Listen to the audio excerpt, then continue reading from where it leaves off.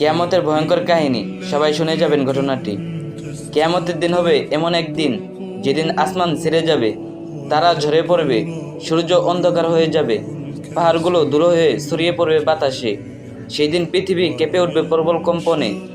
মানুষ তখন দৌড়াতে থাকবে চারদিকে, কিন্তু কোথাও আশ্রয় পাবে না। আল্লাহ কুরআনে বলেন, সেদিন মানুষ বলবে কোথায় পালানোর জায়গা নেই, কিন্তু সেদিন কোনো আশ্রয় থাকবে না। শুধু আল্লাহর দরবারে হবে চূড়ান্ত বিচারস্থল। সেদিন সূর্য মাথার উপরে মাত্র 1 মাইল দূরে থাকবে। মানুষ ঘামে ভিজে যাবে, কারো ঘাম পায়ের পাতায়, কারো কোমরে, কারো গলায়, আবার কেউ নিজের ঘামে ডুবে যাবে। তখন মানুষ নিজের অবস্থায় ভয়ঙ্করতা বুঝতে পারবে। আত্মীয়তার সম্পর্ক ছিন্ন হয়ে যাবে। সেদিন মা তার সন্তানকে চিনবে না, ভাইয়ের খোঁজ নেবে না, স্বামী স্ত্রী একে অপরকে ভুলে যাবে। প্রত্যেকে শুধু বলবে, হাই, আজ আমি কিভাবে বাঁচব। কোরআনে বলা হয়েছে, সেদিন প্রত্যেক মানুষ তার ভাই থেকে পালাবে, তার মা ও তার বাবা থেকে, তার স্ত্রী ও তার সন্তানদের থেকে। প্রত্যেকে ব্যস্ত থাকবে নিজের চিন্তায়। হিসাবের দৃশ্য, আল্লাহর সামনে সবাইকে দাঁড় করানো হবে। তোমার হাত, তোমার পা, এমনকি তোমার জিহ্বা, সবকিছু আজ সাক্ষ্য দেবে তোমার কাজের বিরুদ্ধে। যে সামান্য আমলকে তুমি হালকা ভেবেছিলে, সেদিন তার সামনে আনা হবে। হাদিসে আছে, সেদিন কোনো আমল ছোট হবে না, সবকিছুই বড় হবে। জাহান্নামের প্রকাশ, কিয়ামতের ময়দানে জাহান্নামকে সামনে আনা হবে। হাদিসে আছে, সেদিন জাহান্নামকে আনা হবে 70 রশি দিয়ে টেনে। 70 রশিতে 70,000 ফেরেশতা থাকবে। তার শব্দ হবে ভয়ঙ্কর, তার আগুনের তাপ হবে অসহনীয়। এমনকি নবীগণও ভয়ে বলবেন, হে আল্লাহ, শুধু আমাকে বাঁচাও।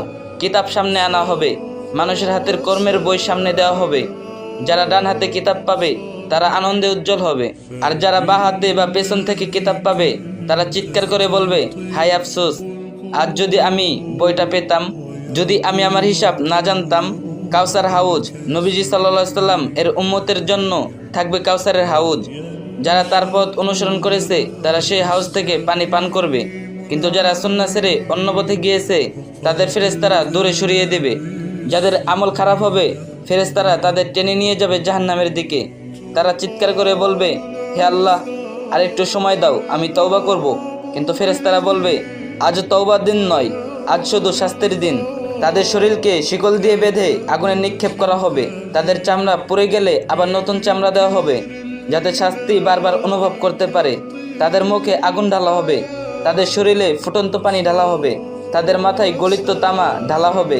তাদের খাদ্য হবে জাক্কুম গাছের ফল, যা পেটে গেলে ফুটন্ত তেলের মতো জ্বলিয়ে দেবে।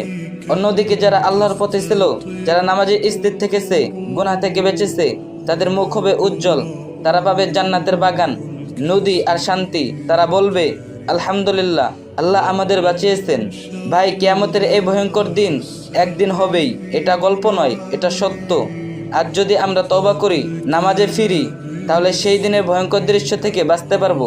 আর ভিডিওটি একটা শেয়ার করে দিন, যাতে আপনার মতো আরেকটি ভাইও জানতে পারে। আর যে যত পারেন 3টা করে কপি লিঙ্ক করে দিন।